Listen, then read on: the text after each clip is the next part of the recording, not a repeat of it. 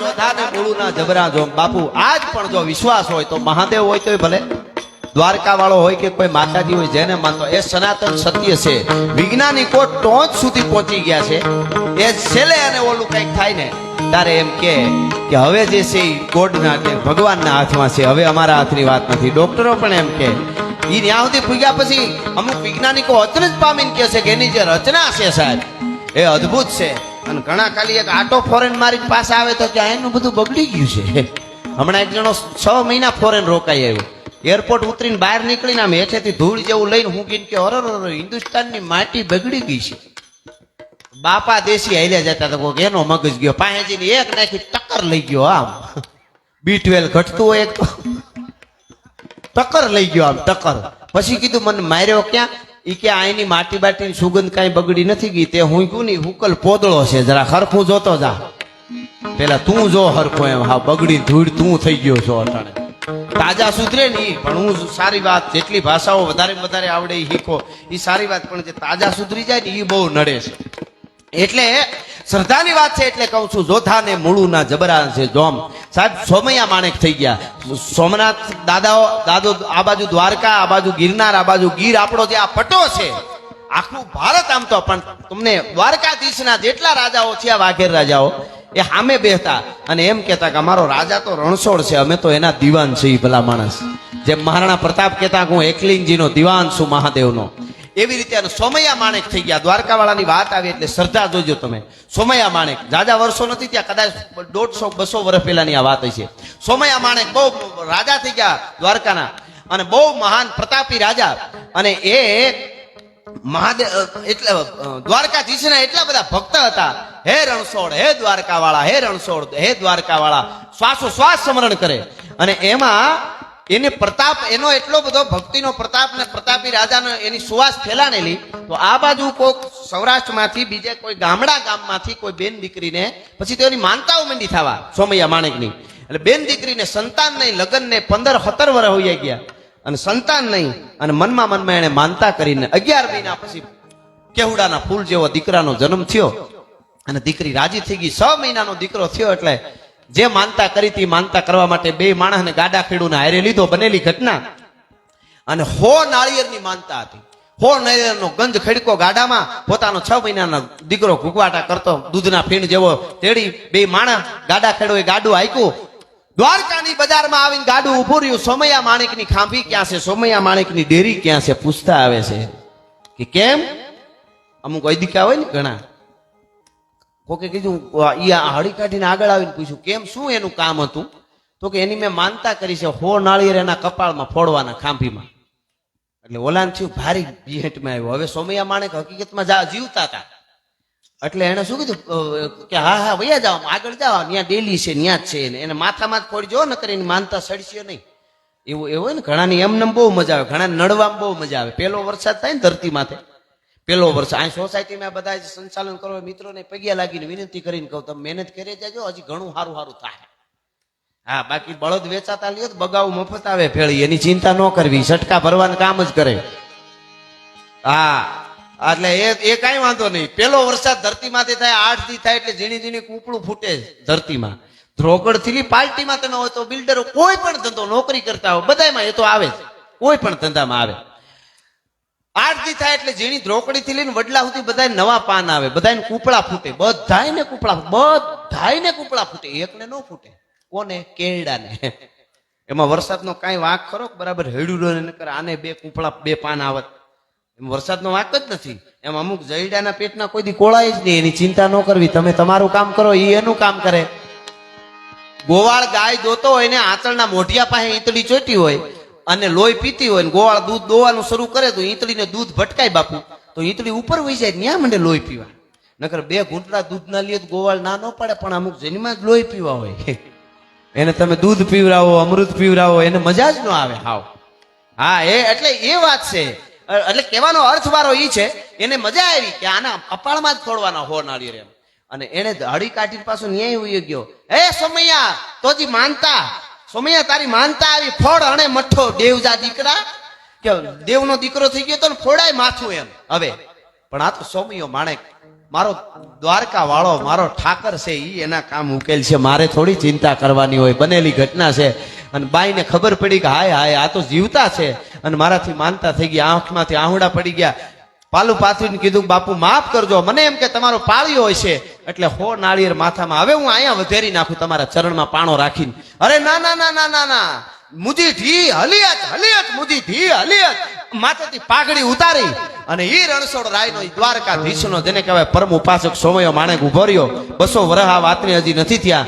હલિયત મુજી the, ઈ મથો ખુલ્લો રાખી દિયા છી, આ માથું મેં ખુલ્લું રાખી દીધું છે અને જોર બરાબર જોર, મુજી ધી બરાબર જોર. જોર જોરથી તારું નાળિયેર માનતા જુવાર, એમાં જરાય બીતી નહીં. મારા હમશે જો તો મારા કપાળમાં નો ફોડતો. નાળિયેર ગાડામાંથી બાઈ લઈ અને એમ આમ આંખ બંધ કરીને બીતા બીતા જય રણછોડ કરીને ઘા કરે મિત્રો. ગમ કરતું નાળિયેર આવે કપાળથી એક વેટ સેતુરી એટલે ધાડ કરતા 2 ભાગ થઈ ગયા નાળિયેરના.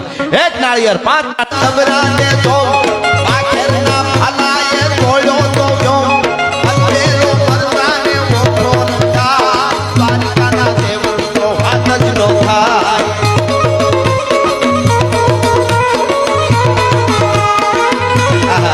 આસો ભરો હોય ને, દ્રૌપદીજીને હાડીનો છેડો મોઢામાં હતો ને મામા, તો એમ હતું કે મારી ઇજ્જત હું બચાવી લઈશ. હાડીનો છેડો મોઢામાં હતો એટલે આમ પકડી ઘડીક વાર હાડી, પણ દુર્શાસને આમ કરીને આમ જોંટ મારી, એક વળ હાડીનો આમ નીકળ્યો. દ્રૌપદીને ખબર પડી કે હવે દ્વારકાધીશ સિવાય મને કોઈ ના બચાવી શકે ને. હે હરી હા હરી હાય હરી, મેં તો ક્યું ન મરી જનની તન મેં રે કનૈયા રખી લેહું લાજ. દ્વારકાના હિંડોળે ઈસકતો તો કનૈયા. ચારણી સાહિત્યમાં એક બહુ સરસ કવિ છે, આયો કાન પે કકાર, કનૈયા ક સાંભળ્યો દ્વારકા ઈસકતો તો ન્યા ભગવાને. આયો કાન પે કકાર, નીઠ કોણ પે નકાર, જા યકાર ના ઉચાર્યો કનૈયા, યકાર ના ઉચાર્યો તા તો વસ્ત્ર બની ભેટો થોઈ. સારી હેક નારી હેક, નારી બીચ સારી હેક, સારી બીચ નારી હે તો કે નારી બીચ સારી નહીં, સારી બીચ નારી નહીં, એ તો બાકે બનવારી હે. ખુદ ભગવાન હાડી બનીને ત્યાં ફૂગી ગયો તો ભલા માણસ. ઈ દ્વારકા વાળો છે, ઈ દ્વારકા.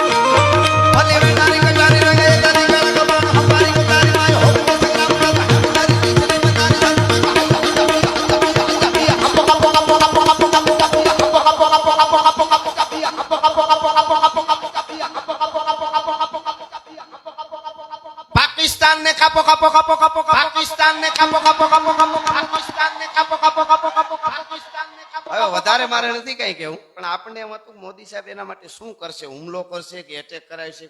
દાદા અમને આપણે વિચારતા હતા, પણ હવે ખબર પડી પાકિસ્તાન ને ભિખારીના પેટનું બનાવી દીધું. લ્યો આપણે બધા સમજ્યા કરીને હજી ઘણું થવાનું છે, હકીકત છે.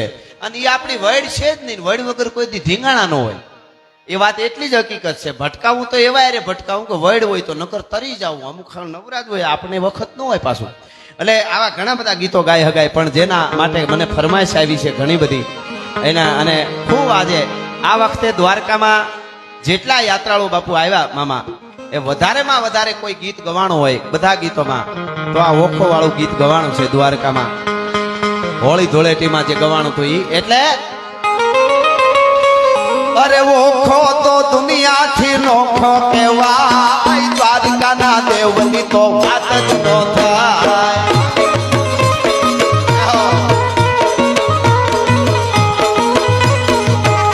અરે મીઠુડી ધરતીના મીઠા ભગવાન, દરિયાના ફળિયામાં મીઠા ભગવાન.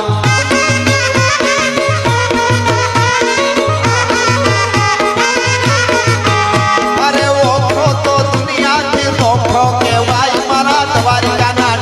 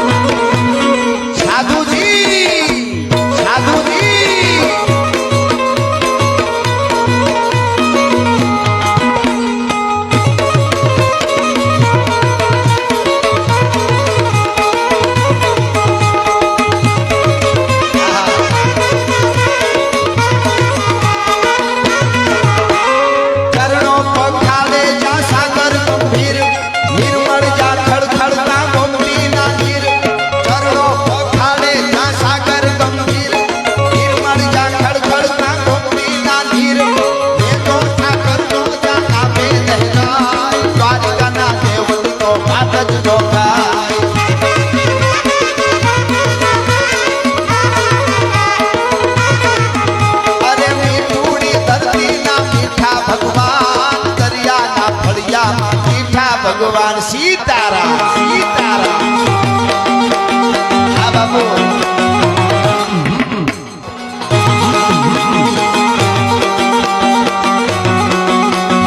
જય બાગેશ્વર બાબા જય બાગેશ્વર બાબા.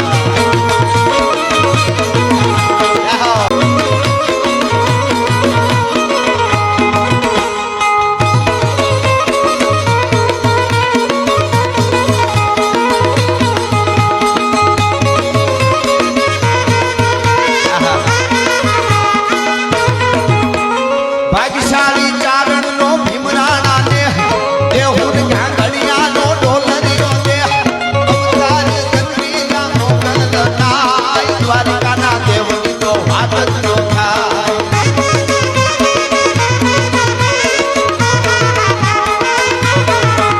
અરે મીઠુડી ધરતીના મીઠા ભગવાન દરિયાના ફળિયામાં મીઠા ભગવાન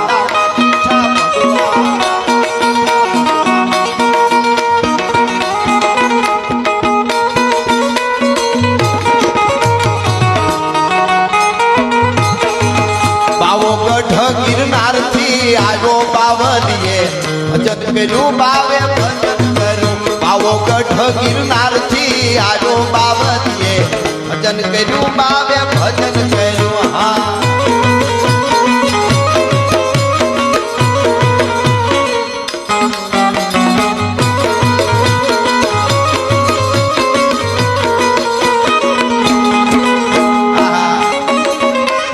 અહીંયા હરિકૃપા ટૂર ટ્રાવેલ્સ અને અનિલભાઈ સરવૈયા પધાર્યા છે. એમના તરફથી મંદિરના માટે અહીંયા 5000 એટલે 5100 રૂપિયા આવે છે. ખૂબ ખૂબ ધન્યવાદ.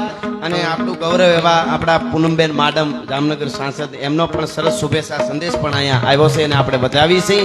એટલા માટે